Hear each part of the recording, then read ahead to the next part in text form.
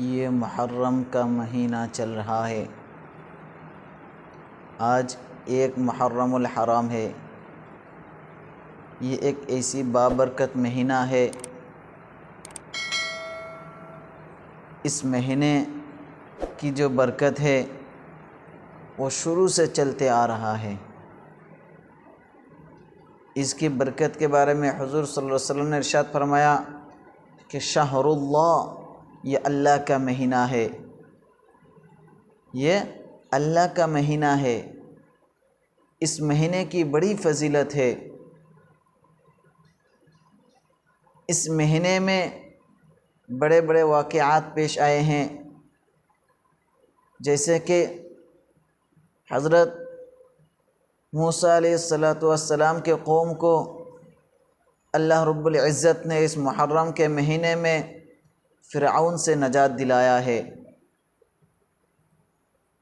اور اس مہینے میں جو عاشوراء کا روزہ کہا جاتا ہے،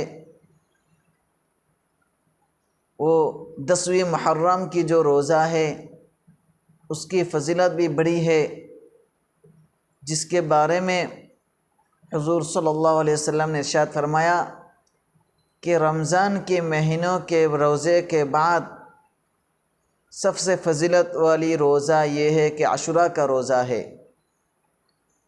رمضان کے روزے سے پہلے یہ عاشوراء کا روزہ فرض تھا۔ جب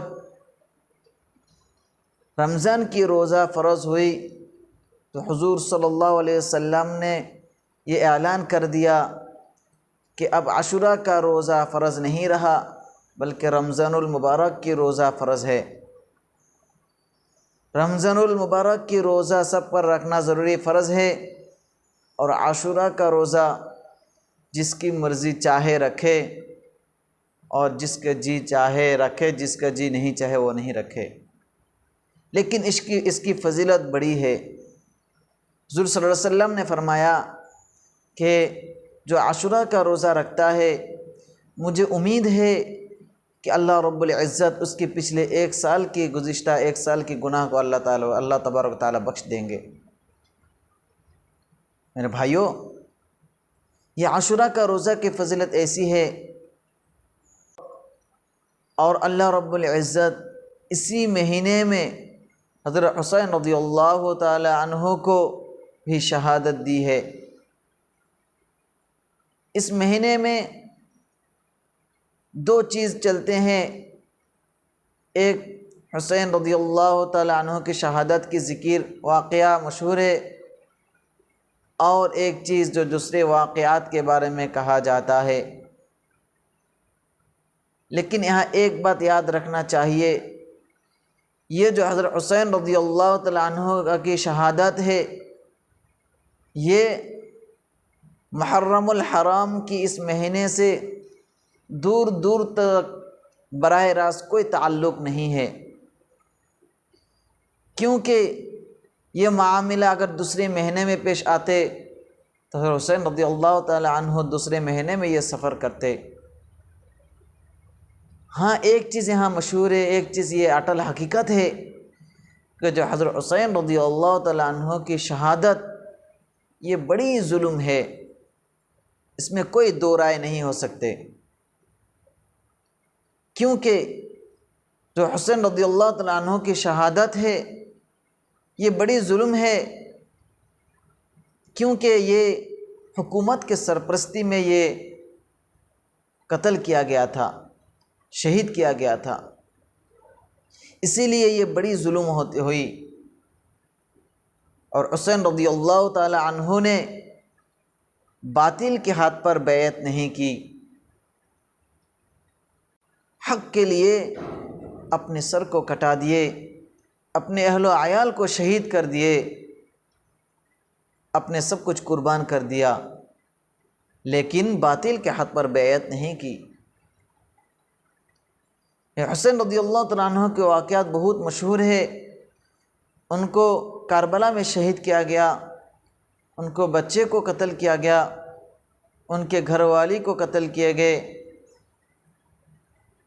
میرے بھائیوں، یہ محرم الحرام یہ حرمت والی مہینہ ہے، میرے بھائیوں، یہ محرم الحرام کا مہینہ ہے، حرمت والے مہینے ہیں۔ 4 ایسے مہینے ہیں جو حرمت سمجھا جاتا ہے۔ ایک ہے محرم الحرام، دوسرا ہے رجب، تیسرا ہے ذی القعدہ، چوتھا ہے ذی الحجہ۔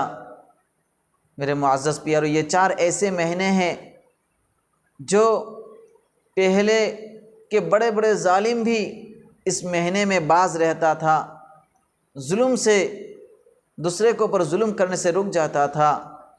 اس مہینے میں دوسرے سے لڑائی جھگڑا کرنا، یہ وہ بھی سمجھتے تھے کہ یہ بہت بری چیز ہے، کیونکہ یہ حرمت والی مہینہ ہے۔ میرے معزز پیارو، یہ حرمت والے مہینے میں سے یہ ایک مہینہ ہے جس کو شہر اللہ کہا گیا ہے، اللہ رب العزت کا مہینہ ہے۔ اس مہینے میں جو عاشوراء کا روزہ ہے، اس کی بڑی فضیلت بتایا گیا ہے، اور حضور صلی اللہ علیہ وسلم نے یہ فرمایا ہے کہ عاشورے کے روزے میں یہودیوں کی مخالفت کرو، کیونکہ اس عاشوراء کا روزہ یہودی بھی رکھتے تھے۔ کیونکہ جب اللہ رب العزت نے ان کو فرعون سے، حضرت موسیٰ علیہ السلام کے قوم کو نجات دی، یہودیوں کو نجات دی، تو انہوں نے اس خوشی میں عاشوراء کا روزہ رکھا۔ تو حضور صلی اللہ علیہ وسلم نے کیا فرمایا کہ یہودیوں کے مخالفت کرنے کی وجہ سے کیا کرنا ہے؟ یا تو 9 یا 10، کیا کرنا ہے؟ 9 اور 10 رکھو، یا 10 یا 11 رکھو، ایک ساتھ میں ملا لو تاکہ یہ یہودیوں کی مخالفت ہو جائے۔ میرے معزز پیارو، یہ محرم کا مہینہ چل رہا ہے، یہ بار بار کہہ رہا ہوں کہ یہ برکت والی مہینہ ہے۔ عاشورے کے روزے کے دن یہ حرمت والی مہینہ ہے۔ عاشورے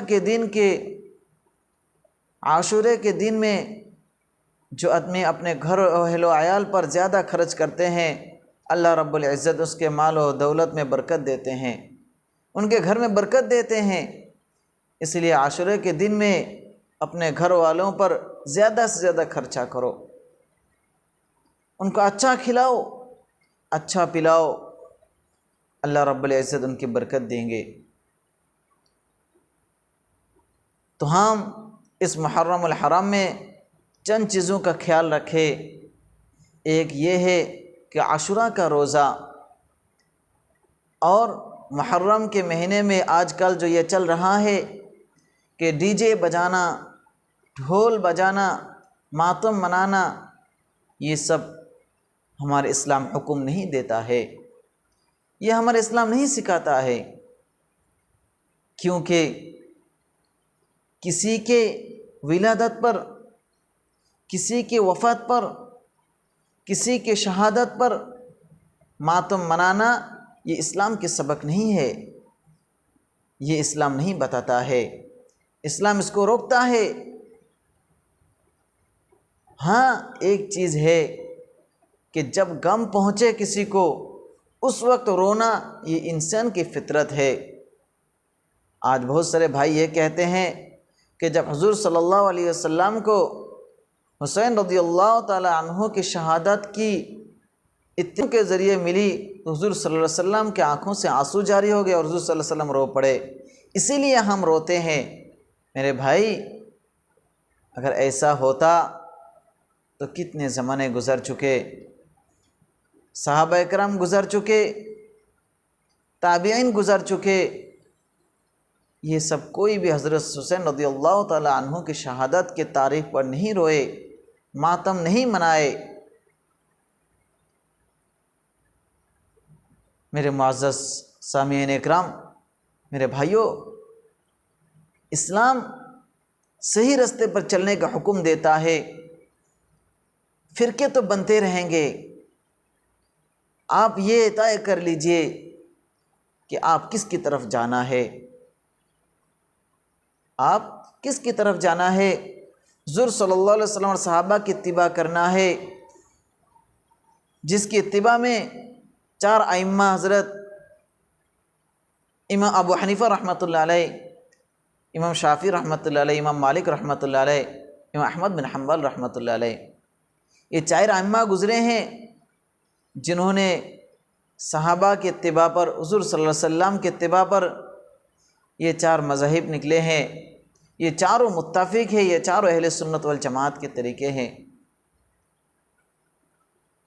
میرے معزز پیارو، جو بھی ان ائمہ کے جتنے بھی دلائل ہیں، جتنے بھی کام ہیں نکالیں گے، وہ اگر صحابہ کے کام سے ملائیں گے تو مل جائیں گے، اور صحابہ کے کام کو ان سے ملائیں گے تو ان کے کام صحابہ کے کام میں مل جائیں گے۔ یہی ہے اہل سنت والجماعت۔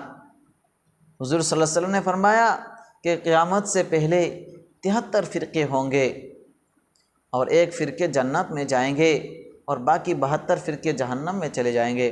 وہ 1 فرقے ہوں گے، کون وہ؟ جو اہل سنت والجماعت، یعنی حضور صلی اللہ علیہ وسلم اور صحابہ کے اتباع میں جو گزرے گا۔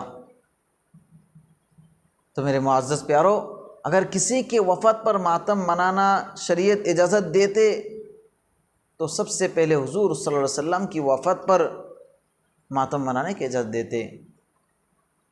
اگر کسی کی پیدائش پر، کسی کی ولادت پر اگر خوشی کا اظہار کرنے کا حکم دیتا تو سب سے پہلے حضور صلی اللہ علیہ وسلم کی ولادت پر خوشی کا اظہار دیتا، خوشی منانے کا حکم دیتا۔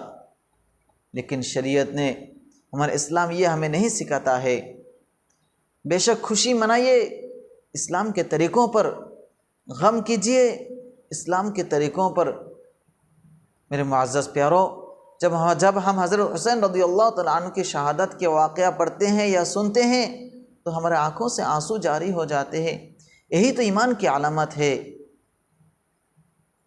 ہمیں یہ یاد رکھنا چاہیے، ڈی جے بجانا، ماتم منانا، اپنے آپ کو کاٹنا، یہ سب کہاں تک صحیح ہے؟ یہ صحیح نہیں ہے۔ آپ سوچئے، ذرا غور کیجئے، اسلام کے طریقوں کو اپنائیے، اہدنا الصراط المستقیم پر چلنے کی کوشش کیجئے۔ میرے پیارو، اللہ رب العزت ہم تمام کو اس محرم کے مہینے کی برکت کو حاصل کرنے کے لیے اور عاشورے کے روزے کو رکھنے کے لیے ہمیں توفیق عطا فرمائے، اور اس مہینے میں ہمیں زیادہ سے زیادہ عبادت کرنے کے لیے توفیق عطا فرمائے۔ وآخر دعوانا ان الحمد للہ رب العالمین۔ السلام علیکم ورحمۃ اللہ وبرکاتہ۔